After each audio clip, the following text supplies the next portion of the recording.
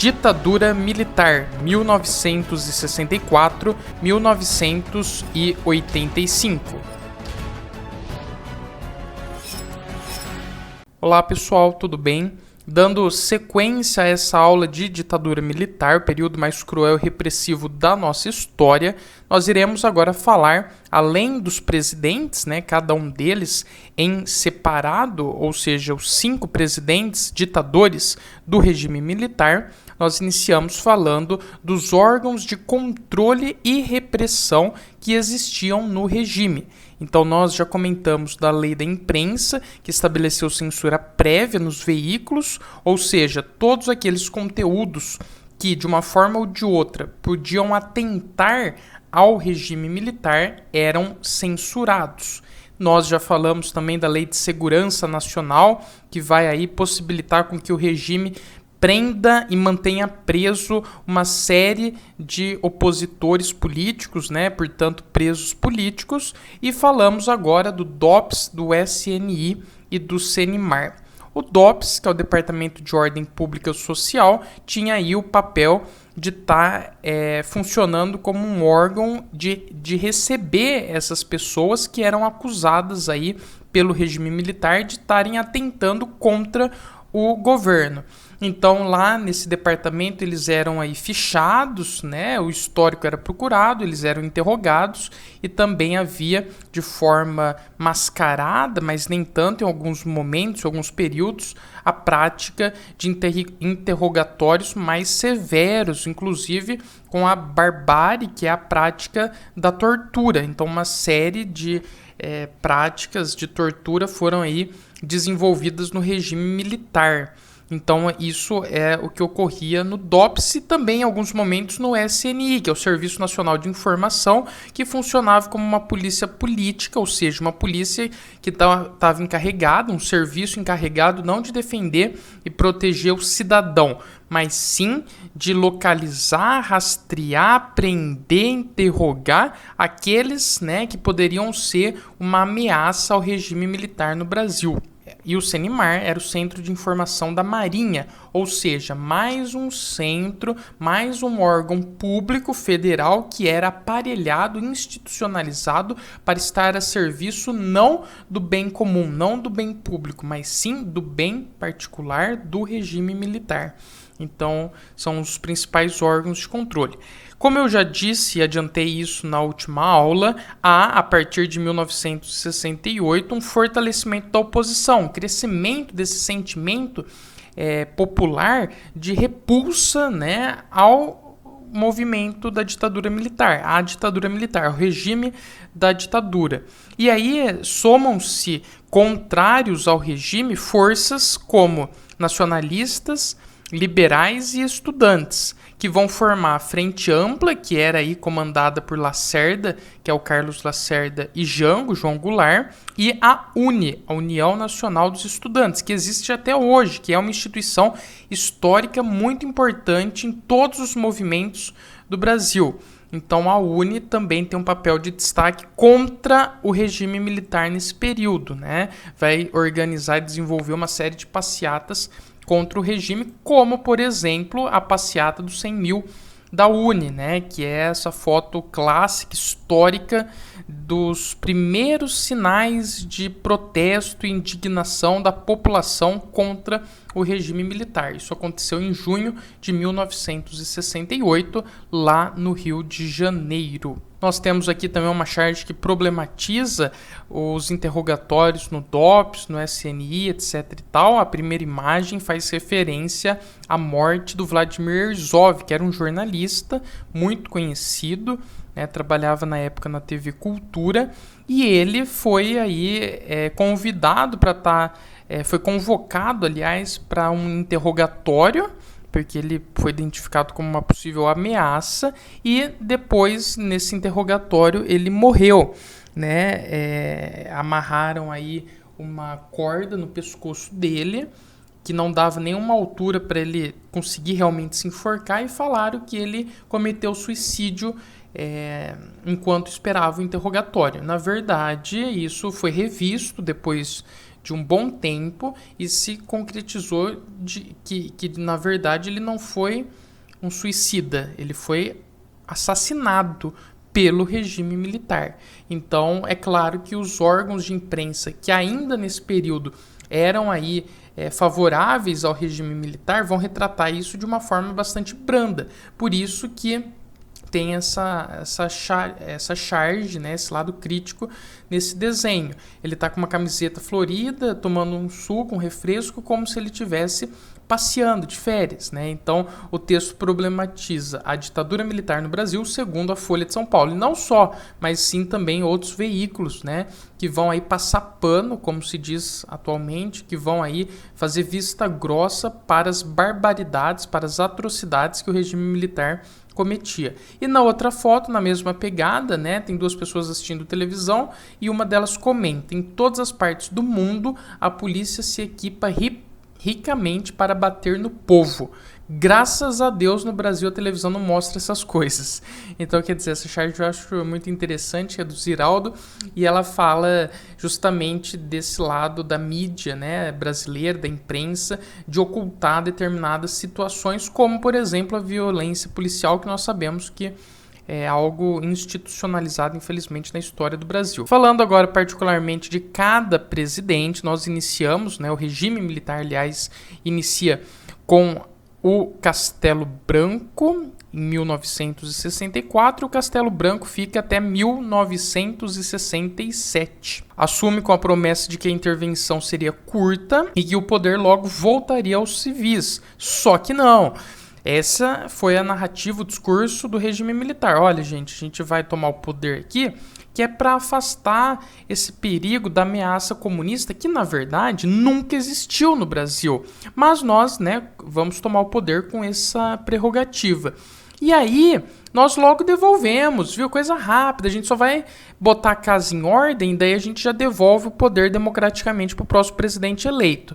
Só que não, porque o regime militar, como nós sabemos, pendurou por 21 anos no Brasil, mais de 2 décadas. Destruição da antiga ordem, gradativa destruição das garantias constitucionais do cidadão, então um processo gradativo, paulatinamente, os direitos civis foram retirados da população, né, e de um regime democrático, ainda que uma democracia que engatinhava, né, e que mancava muitas vezes, o Brasil foi passando a um regime extremamente autoritário e severo, né, que chegou aí com o ato institucional número 5 ao seu pico.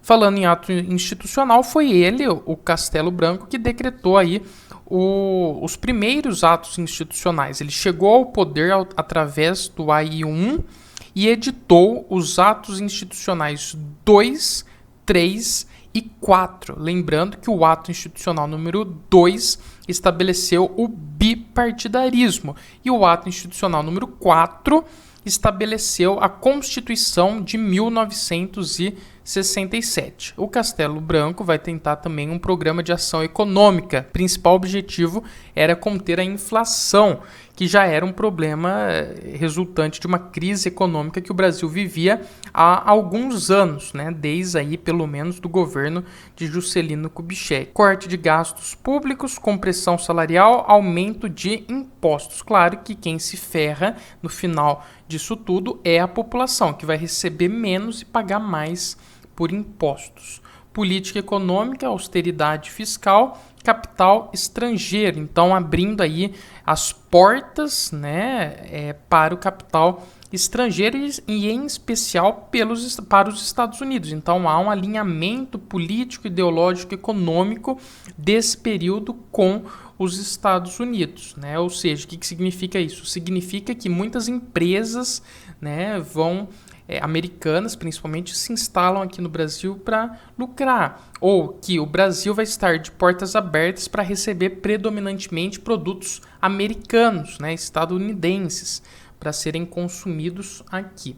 Então, isso é um ponto importante da política econômica do Castelo Branco. Logo após ele, chega o Costa e Silva. Em todo mundo, nessa época, principalmente em 68 e 69, jovens de todo mundo, né, começam aí a protestar por determinadas situações. Há um engajamento da juventude mundial nessa época muito forte. Nós temos nos Estados Unidos, jovens protestando contra a guerra do Vietnã. Na França, nós temos aí momento da história francesa, que é o maio de 68. Então, quer dizer, é um período aí em que os estudantes saem às ruas para protestar sobre o modelo educacional francês.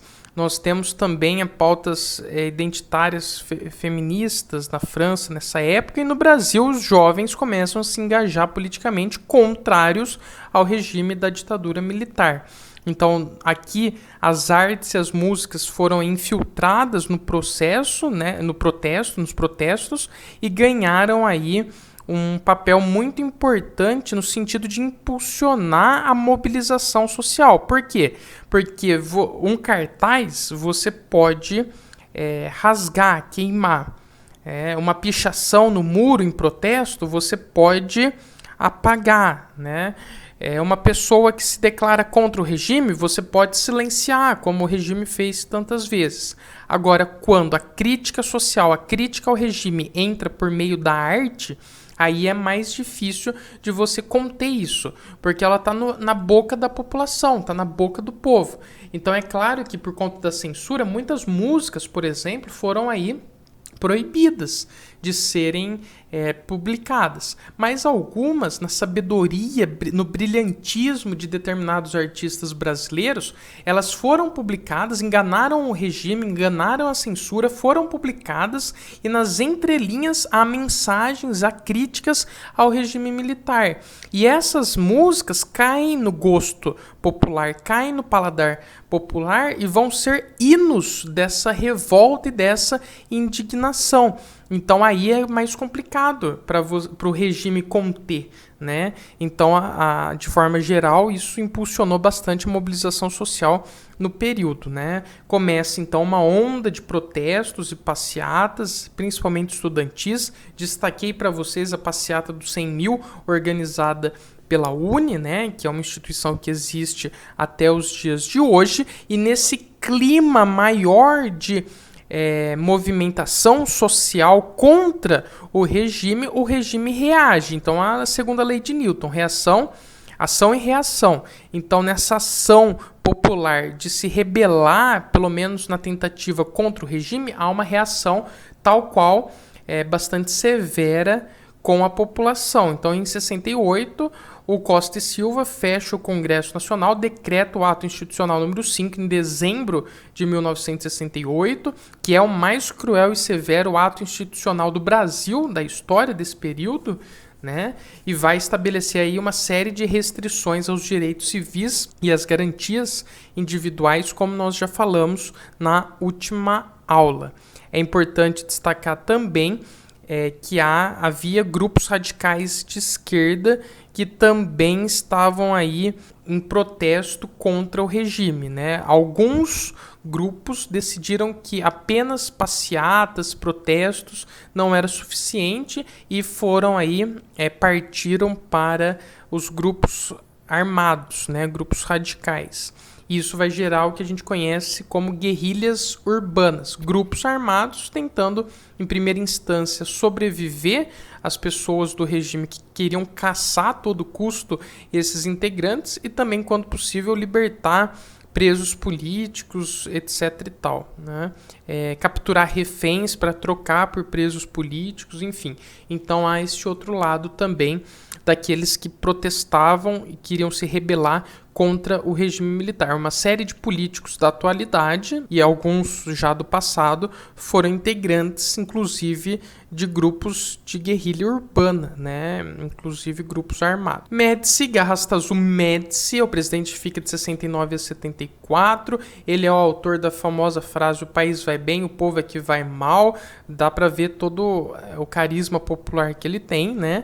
É um período que é conhecido como os anos de chumbo, né? Então ele dá sequência a esse período mais severo, inaugurado em 1968 com o ato institucional número 5. Então vai haver fortes repressões, multiplicação dos casos de tortura, desaparecimentos de opositores com sequestros, assassinatos, etc. e tal.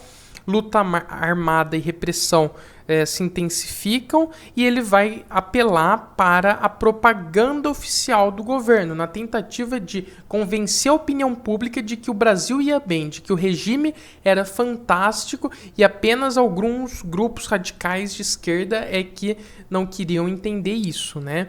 Então ele começa a investir numa propaganda oficial e faz isso estrategicamente, elevando o processo das telecomunicações no Brasil. Então há um crescimento das empresas de televisão, da telecomunicação no Brasil nessa época, estrategicamente. Por quê? Porque o governo vai utilizar dos meios de comunicação para realizar uma dominação ideológica. Então é a mesma coisa que o Getúlio Vargas fez com o rádio lá no Estado Novo. Então, se nós formos lembrar, o Estado Novo é a ditadura varguista. O que o Getúlio Vargas fez com o rádio? Ele utiliza o rádio como instrumento de manipulação ideológica, ou seja, ele vai se valer do rádio para estar manipulando a opinião pública. Aqui, agora não mais o rádio, mas com a televisão, que é emergente, um produto recém-chegado no Brasil. A televisão no Brasil remonta à início da década de 70. Então, quer dizer, o Brasil, nessa época, vai haver uma enxurrada de propagandas para estar exaltando a figura do regime militar. Então, por exemplo, grupos como a Globo, a Editora Abril, elas super crescem nesse período. E os slogans como Brasil grande potência, ninguém segura esse país, pra frente Brasil, etc e tal, vão aí se multiplicar, inclusive na Copa de 70. Nós sabemos, em 1970, o Brasil foi campeão mundial, tricampeão mundial, numa seleção magnífica que tinha aí como principal liderança o Pelé, e o regime militar tenta se promover em cima dessa conquista brasileira dentro de campo. Então aquela musiquinha Pra Frente Brasil, Brasil também foi incorporada aí no governo numa tentativa de promover o regime militar, inclusive internacionalmente. E o Pelé, que embora habilidoso com os pés, às vezes é um pouco falho intelectualmente, está abraçado aí com o ditador Garrastazu Médici. Economia, milagre brasileiro, grande crescimento econômico, PIB entre 10% e 11%, grandes investimentos, setores básicos, empréstimos externos.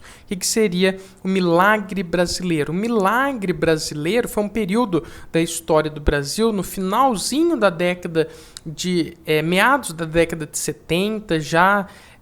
quase finais da década de 70, em que o Brasil estava crescendo muito, estava com crescimento do PIB de 10, 11%. Acontece que esse crescimento ele era ilusório. Embora o Brasil realmente estivesse crescendo em números, esses números não refletiam a realidade. Então se criou uma expectativa muito grande em cima desse crescimento, chamando inclusive, como o nome já diz, de milagre brasileiro, mas depois isso deixa de ser um milagre, deixa de ser uma ação aí que vai ter, de fato, um resultado expressivo, e passa, inaugura o que a gente chama de década perdida, que foi a década de 80. A década de 80 é conhecida como década perdida porque o Brasil estagna, ele para, ele não cresce mais.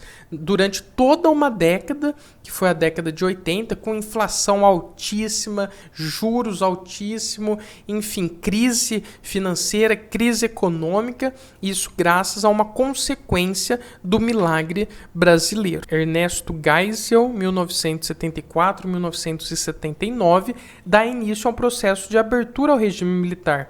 Uma abertura que, como ele disse, nós vamos testemunhar, é uma abertura lenta, gradual e segura.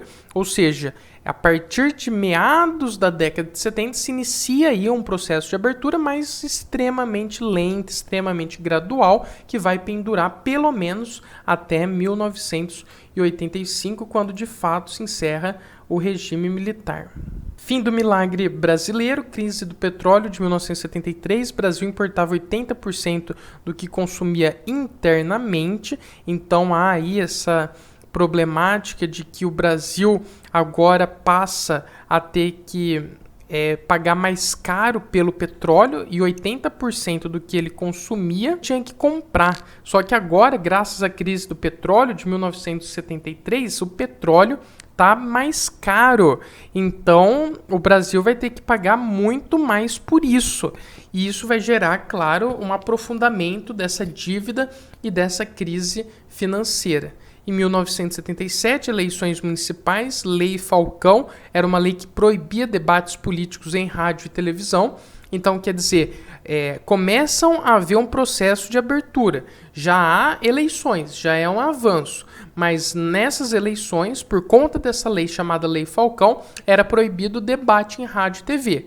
Então, se você era um candidato de oposição ao regime e não tinha máquina pública para poder atuar e fazer a sua propaganda, você se ferrava, porque não vai poder ter mais propaganda em rádio e televisão. Então, quem apenas tirava vantagem disso? Aqueles que já estavam na situação, que já estavam no governo. E quem era o governo? Era o regime militar. Então, há um processo de abertura, mas esse processo de abertura ele é recheado de pequenas coisas que vão aí sempre buscar segurar esse processo de abertura. Em 1977, há o pacote de abril, pacote restritivo, frear a abertura política. Fortalecimento da arena. Então, em 77, eles sentem que esse processo de abertura está indo muito rápido, então eles estabelecem um pacote restritivo que vai ter o objetivo de frear essa abertura. Calma, calma, calma. Não podemos chegar na democracia de forma tão rápida assim. Eu prometi fazer isso de forma lenta e gradual. Então, ele decreta o pacote restritivo para frear a abertura política. E isso ocasiona um fortalecimento da arena, que vale lembrar, como nós sabemos, é o partido da ditadura militar. Arena Aliança Renovadora Nacional. Dia 31 de dezembro de 78, depois de exatamente 10 anos, é revogado o ato institucional número 5. Aí nós temos uma imagem épica, né, que representa aí toda a sabedoria infantil da figura do Geisel, estendendo a mão para uma criança, e a criança, menininha aí na época, pequena, de braços cruzados, e se recusou a apertar a mão do presidente, né? E não apertou mesmo realmente depois. Essa imagem correu o mundo aí e foi muito utilizada por grupos que protestavam contra o governo Geisel. Essa menininha já morreu hoje, né? Ela morreu nova, mas ela já morreu, mas tem entrevistas dela aí no YouTube falando justamente desse episódio. Ela, claro, não se lembra, mas ela comenta um pouquinho das memórias dela desse dia. Figueiredo, João Batista Figueiredo, último presidente, último ditador do regime militar, 79 até a abertura oficial e definitiva em 1985. Vai manter o processo de abertura que levaria à redemocratização e isso é o mais importante do regime do João Batista Figueiredo, e é o que nós temos que guardar, vai decretar a lei da anistia. E aí, nós temos primeiro que entender o que foi a lei da anistia. A lei da anistia concedeu anistia, ou seja, perdão de forma ampla e geral a todos aqueles que cometeram crimes neste período, né, que se estende de 64 a 85, relacionados ao regime militar. Então, desde pessoas do governo, né, e aí se insere torturadores, etc. e tal, até pessoas que eram oposição ao regime e que eventualmente tinham aí cometido também algum crime. No caso, a maioria deles torturados. Então, nós temos aí uma problematização da lei da anistia, porque ela foi, de fato, muito branda. Ela deu pesos iguais para crimes completamente diferentes. Tem uma frase, e frequentemente ela volta à tona, que diz que a gente não pode confundir a reação do oprimido com a ação do opressor. E foi mais ou menos isso que ocorreu nesse período aqui na ditadura militar, né? E essa charge ela vai evidenciar bem isso. Olha só, de um lado nós temos militantes de esquerda, protestantes contra o regime, enfim. Eles foram presos? Sim. Torturados? Sim. Desaparecidos? Sim. Executados? Sim. Do outro lado, nós temos os militares torturadores. Foram presos? Não. Torturados? Não. Desaparecidos? Não também. Executados? Não. E aí chega lá e fala, bom, então vocês dois estão perdoados. Pode ir para casa, fica tranquilo. Mas quer dizer, foram ações diferentes. Então, como usar a mesma moeda para duas situações distintas?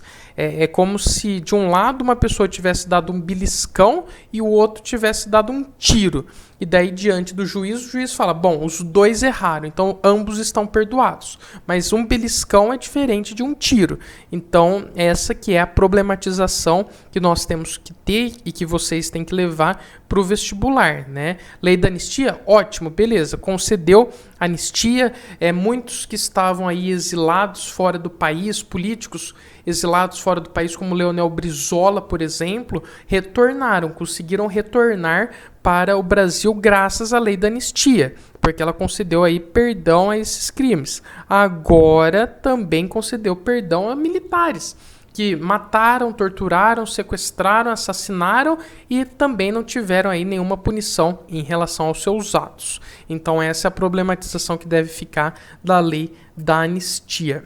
Rumo à democracia, eleições diretas, 1983, proposta de emenda constitucional que previa eleição direta para presidente no ano seguinte. Então, em 1983, rola lá no Congresso uma lei que pretendia, já em 1984, instaurar eleições diretas. Quando a população fica sabendo disso, automaticamente se inicia um movimento que corre todo o país pelas diretas já. Então você certamente já deve ter ouvido falar das diretas já. O povo saiu às ruas exigindo eleições diretas. Entretanto, essa emenda, que era aí a chamada emenda Dante de Oliveira, porque foi o congressista que apresentou essa possibilidade, a emenda, realizada pelo Dante de Oliveira, que previa, que gostaria que tivesse eleições diretas já em 1984, ela foi derrotada pelo Congresso, o que revela que o Congresso nessa época ainda tinha maioria da arena, a maioria do Congresso ainda era pessoas que compactuavam com o regime militar. Tancredo Neves, então, já que na ausência de uma eleição direta, Tancredo Neves é eleito indiretamente pelo Congresso Nacional. Então, ele é eleito presidente indiretamente pelo Congresso Nacional. Isso em 1985. Acontece que, para dar uma apimentada nessa situação, o próprio Tancredo Neves morre em 1985. E aí, na verdade, quem assume não é o Tancredo Neves, é o seu vice, que é o José Sarney.